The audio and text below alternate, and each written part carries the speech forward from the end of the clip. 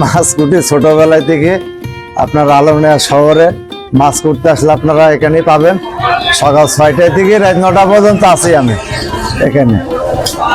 এখানে আসলেই পাওয়া যাবে, যে কোনো ধরনের মাছ নাচন কুটি দেবো। আমি 10 টাকা কেজি নেই, 10 টাকা কেজি নিয়ে আসবেন, যত মাছ হয় কুটি দেবো। বাবু এইভাবে পিস করে দিলে হবে না?